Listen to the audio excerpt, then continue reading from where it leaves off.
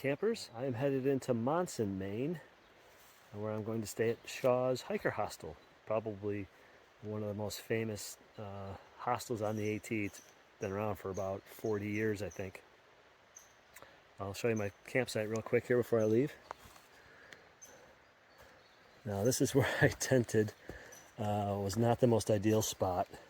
It's got a lot of tree roots, in it, as you can see right there. All these roots.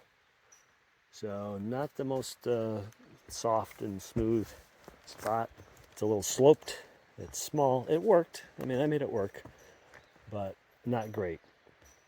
There's the privy, that brown building back there. You can see through the trees. And then there's the shelter. And there was a group of girls, some summer camp or something. They were on an outing. They were over in these spots over here. Here and over there. And I thought, oh, you know, they're obviously, they were young, like high school, like teenagers. And I thought, oh, they're being goofy and playing games and stuff. And I thought, well, they're going to be sleeping in. They're going to be leaving at 9 or 10. I actually thought about going over and saying, hey, I'm camping kind of near you, but I'll be as quiet as I can in the morning because I'm getting up kind of early, 5 o'clock. Well, wouldn't you know it, I didn't say that to them, but wouldn't you know it, 4 o'clock this morning, all of a sudden, I'm woken up by these lights. And I'm like, who's got like a light on or something?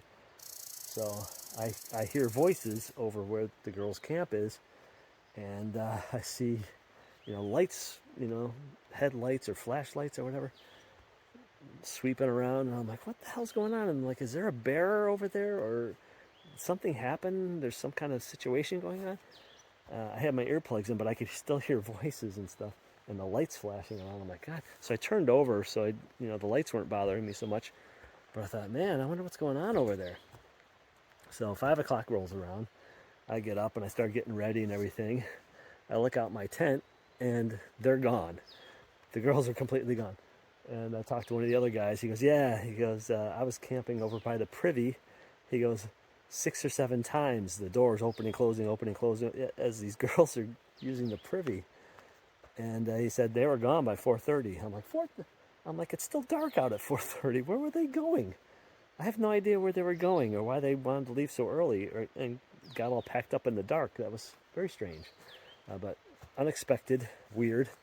But there you go. So fairly easy terrain to start out the day.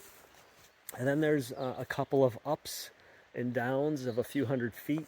Not terrible, but won't be able to walk as fast as I normally do. I want to try to catch the 2 o'clock shuttle to Shaw's. They run shuttles from 12, 2, 4, and 6. I'm not going to make the 12. It's by the time I get on the trail, it's going to be 7:15, which is about my normal time. About 2 hours and 15 minutes to get ready. I got up at 5, so I'm right on my normal schedule. That gives me about 6.5 hours to go 9 miles. So, just nice easy pace. I'll walk at my faster pace on the easy stuff, and then I'll be able to slow down when the hills come toward the end there. That way I won't feel rushed. So that's it. I'm gonna hit the trail now. So Highway 15, 6.3 miles, which means I've come about 2.7 miles in an hour and 10 minutes or so. So pretty good. I'm gonna have to slow down a little bit though, because it's starting to have some uphills and I'm getting sweaty. I don't want to get too sweaty. Doesn't feel good. I'm actually gonna take a little break within the next half a mile. Sit down, have a snack, relax a little bit, cool off. That'll be around between 3 and 3.5 mile mark. And I'll do another break somewhere between the 6 and 7 mile mark. And then I'll time it so I get to the pickup point on Route 15 no later than probably 1:30, 1:45. Probably get there a lot earlier, frankly, but we'll see. I totally forgot to mention something. I should have shot video yesterday, but it was kind of chaotic. The campsite was really busy. People trying to find tent sites. There was a summer camp group there, and as I mentioned, any event, there was an area at the end of the shelter. I should have shot it on video. Sorry I didn't. Where they had it kind of not cordoned off, but they had a bunch of pieces of wood, and it said bees on it. And then there was a big branch laying on the ground. And I had heard that there was bees at the shelter. So I thought, well, maybe that branch had a bee's nest on it. Someone cut it off a tree and laid it down there or something so that, you know, I don't know why they would have done that, but I didn't see any bees. So I thought, oh, okay. So I bring my food over to the shelter, and I'm sitting there talking with, you know, some of the guys, and I start getting everything ready to make dinner. And on the shelter, sometimes on the ends, there's a log that sticks out that's flat on top. And you can, you know, put your cook pot on there and cook. And that way you're kind of, you've got a flat surface, but you're not cooking inside the shelter.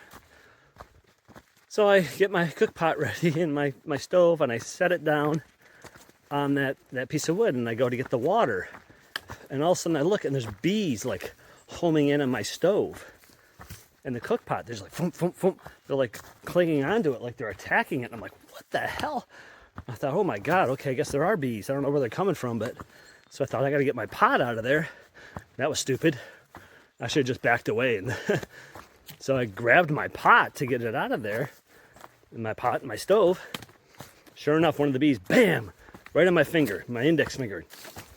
Latched right on, and I was like, ah, and it stung me. And I'm cursing and yelling. And, you know, that thing was like clinging onto me. I had to really like, you know, hit it to get it off. And I was like, son of a gun. So I moved the rest of my stuff away from that area. And as I was doing it, and I was halfway, I was a good 10 feet away from the hive at this point. They stung me again on the shin. So my right index finger and my right shin both got stung. Luckily, I had some hydrocortisone cream with me, and I put that on. Didn't help that much. You know, the sting hurt and burned for a while, but it never really swelled up. I'm not allergic. I haven't been stung by a bee in a long time. I got stung twice within 60 seconds of each other. So that sucked. But the bees were living in the shelter. There was a log. The end of the log that stuck out the side of the shelter, you know, the cut end of the log, it was all chewed up. They had, you know, chewed up the log and created little holes to fly in and out of the log. So they must have had a nest built inside the log. And when I put down my stove on the log above it, they felt the vibration and they thought they were under attack, and they just flew out and they started attacking my stove, and then they attacked me. Luckily, it was only one bee that got me on the finger and one on the shin, and it wasn't like the whole hive coming after me. But so that kind of sucked. So I wrote it in the logbook, you know, hey, I got stung twice. And other people had written that they got stung too. So somebody's got to do something about that. Don't just put up a few pieces of wood that say bees. I mean, if somebody's allergic, you know, that's a serious situation. So that's got to be mitigated somehow. Main Highway 3.3. Highway 15, I should say. 3.3 miles. It's 10 o'clock. Do I push it? Try to get there by noon? Get the noon shuttle? I'd have to do about 1.7 miles an hour.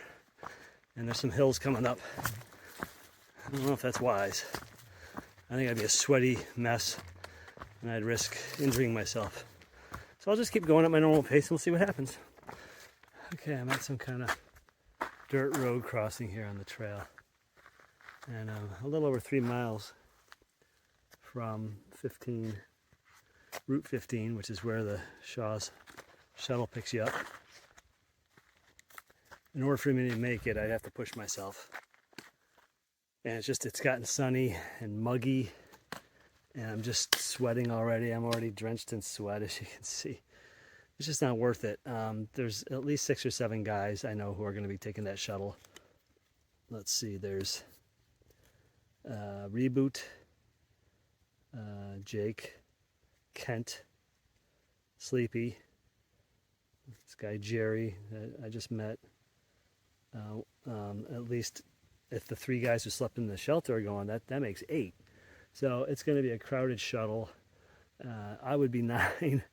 I'm better off taking my time, not killing myself, getting there at 2.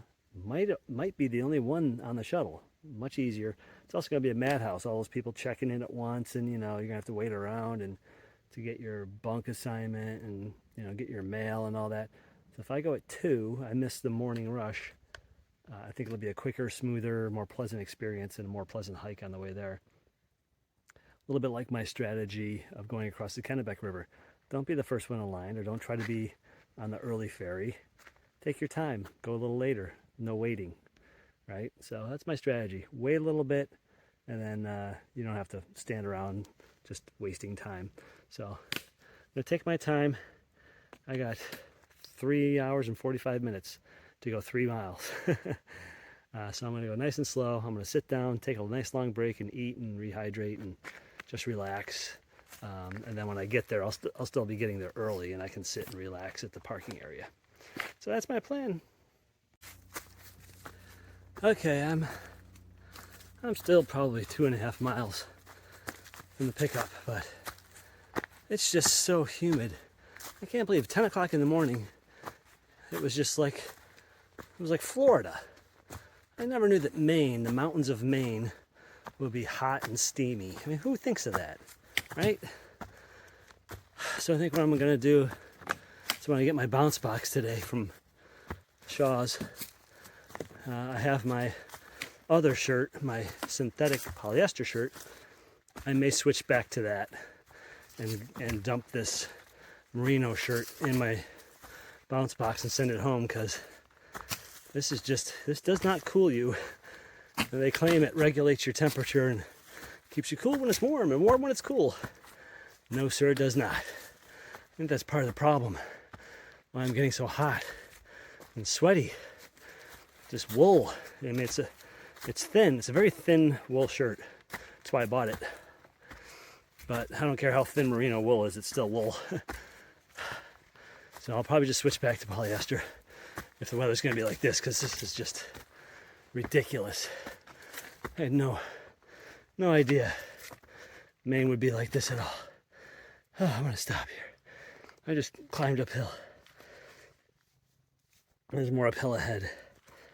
And I'm just drenched in sweat. I need a bath. I need a shower. I need to do my laundry. My clothes stink. Everything stinks. Everything's sweaty. At least I'm staying hydrated. I'm gonna have to hydrate like crazy today at Shaw's and eat. I gotta eat. I gotta pack in some calories. So when I go in a 100-mile wilderness, I can travel light. Take the minimal amount of food I need to get through in about a week. 8 days tops. I can't be carrying a lot of food in this kind of heat. This is gonna just kill me. Oh my gosh. You can see that double blaze right in the middle of the screen. That's what trail comes out.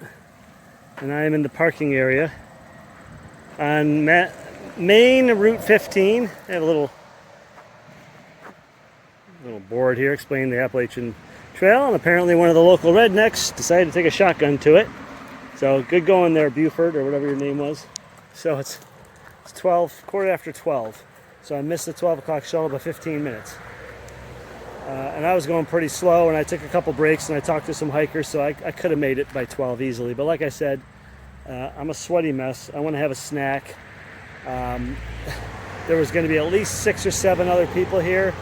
It might have been pretty tight, and might have just been a big, cluster, at Shaw's to check in and all that. So I'm cool. I got to charge up my phone. I'm going to have a snack, something to drink. I'll call them, let them know I'll be ready for the 2 o'clock shuttle. And I may be the only one on it, and it may be a much more relaxing experience.